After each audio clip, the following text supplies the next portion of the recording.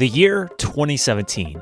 The company, Nintendo. The console, stinky. In 2017, Nintendo was in a weird place. You see, the Wii U had only sold an embarrassing 13 million units, the least out of any of their major consoles. I mean, even the GameCube and the N64 are considered flops, and they still did better than the Wii U and had more valuable software. Because of this, in 2017, games media was alight with speculation.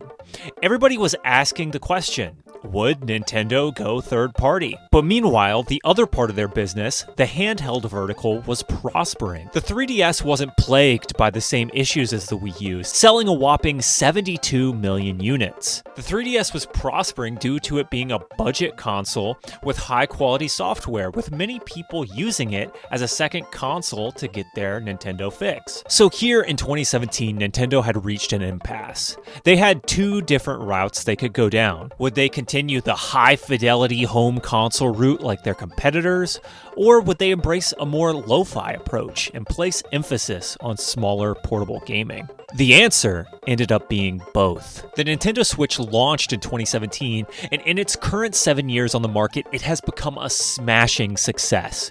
With 150 million units sold as of the time of recording, it looks like the Switch is going to eclipse the PS2 as the best-selling console of all time. Now, the question is, how did Nintendo go from their awful position in 2017 with the Wii U to create the game console that won the console war? Since the launch of the Game Boy in the 1980s, Nintendo had always had two verticals to their business, their home console line and their handheld line. In the SNES and Game Boy era, this was a fairly easy strategy to pull off. Games could be made in a matter of months, and there was enough content from Nintendo's development partners to sustain both platforms easily. For every Mario Land, there were 3 awful games to soak up your time, like Bart Simpson's Escape from Camp Deadly. But as Nintendo entered the 2010s, games became more and more complex and difficult to make. With this, sustaining 2 platforms became impossible. Suddenly, you had a home console, the Wii U, that needed high-fidelity games in a 3D space. But also, their handheld, the 3DS, also needed to be supported by more complex software, those 3D handheld games. This led to a situation where Nintendo's resources were split between 2 machines. At the end of the Wii U generation, Nintendo had to make a choice. Would they continue down that home console route, or should they just double down on their handheld business that was wildly successful? At the end of the day, Nintendo had the idea to marry both verticals of their business, making a unique hybrid console that really had not been seen before. It's easy to forget that in this era of PlayStation Portals and Steam Decks, that handheld hybrid gaming really first started with the Switch. Although the 3DS and the PS Vita offered high-quality gaming on the go in some respects, the Switch was the first handheld that could connect to a TV and had every single button needed to play the game. Looking at you, PS Vita, with your awful back touchpad, give me R2 and L2 any day. But by combining both verticals of their business, Nintendo was able to create a software pipeline that, instead of being split between 2 systems, provided a ton of great games to one Nintendo Switch. In doing this, Nintendo was able to support the console largely on their own, building momentum until more and more third parties gained interest in porting their games to Switch. It would also be a mistake not to mention that when the Switch launched in 2017, it only cost $299 US. At the time, this put this on the lower end compared to its competition, the Xbox One and the PlayStation 4. Because of this, the Switch was incredibly accessible for people wanting to get into gaming, and specifically younger gamers could get their first console easily. Nintendo followed up this cheap, accessible hardware with some great software. I'm going to give you some software numbers. Think of the most iconic games in their sales. You have Halo 2 at 8 million copies, Gears of War 2 at 4 million copies, Uncharted 2 at 6 million copies, Horizon Zero Dawn 24 million copies, God of War 23 million copies.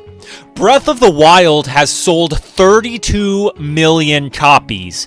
Mario Odyssey has sold 29 million copies. These clowns ain't got nothing on Nintendo, baby! By quickly supporting the console with two unique experiences in Mario Odyssey and Breath of the Wild, Nintendo immediately had two killer apps. They had a console that could very easily slot into your living room as a cheaper second machine, and then gave you a compelling reason to buy that console with two must-have games. I feel that this is truly the reason why Nintendo's games sell so well in the Switch era. I mean, not only is the hardware very cheap and accessible for all ages, but the software is accessible for all ages. You have games that enter design with the developers thinking of gameplay first, leading to unique gameplay-driven experiences that appeal to a wide variety of people. Couple that with some strong legacy IP, and no wonder most of Nintendo's games sell upwards of 20 million. At the beginning of the PS4 and Xbox One generation, both Sony and Microsoft went to war over fidelity. Both consoles fought to have the most AAA-looking games with the highest fidelity and prettiest graphics.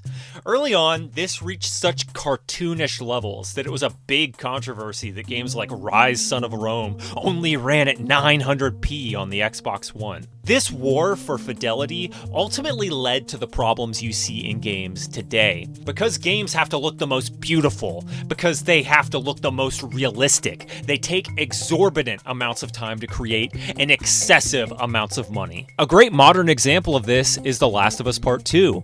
Announced in 2016, the game took 5 years to make before launching in 2020. On top of that, we also learned that Part 2 cost a whopping $200 million to make. And that was just for a game released in 2020. Since then, the numbers have gotten even worse. For example, the Insomniac leak showed us that Spider-Man 2, another high-fidelity video game by PlayStation, cost an insane $300 million to make. You probably get the idea here. Modern high-fidelity video games are expensive to make, and when your product is expensive to make, you have to make more money just to break even. It becomes harder and harder to create profit. This leads to a situation that when the failures happen in the games industry, they are massive. In going with a lower power console in the Switch, and therefore having lower fidelity games, Nintendo has completely removed themselves from these fidelity wars. So think about it, Nintendo's games cost less to make because the scope is lower. They then can make more on each individual sale, and not have to worry about selling an asinine amount of copies just to break even. On top of that, all of Nintendo's games sell insane amounts. I mean, Animal Crossing New Horizons has sold 44 million copies. So do the math here, carry the run.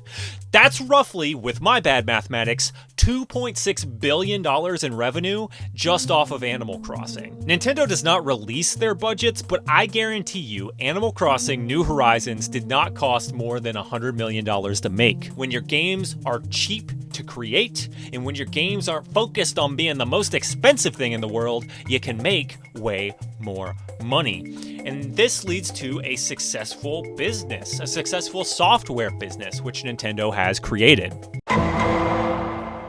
At the time of recording this, Nintendo Switch is poised to become the best-selling console of all time, just a short distance behind PlayStation 2. It's funny, PlayStation keeps upping that number, like they're finding consoles hidden in a back room somewhere that they sold. Undoubtedly, the original Switch can probably overtake Sony's successful second console when the Switch gets that price drop. On the eve of learning more about Switch 2, Nintendo is positioned to continue their success. The Switch has been a wonderful comeback for the company, and has been supported with some of the best software Nintendo has created since the Super Nintendo.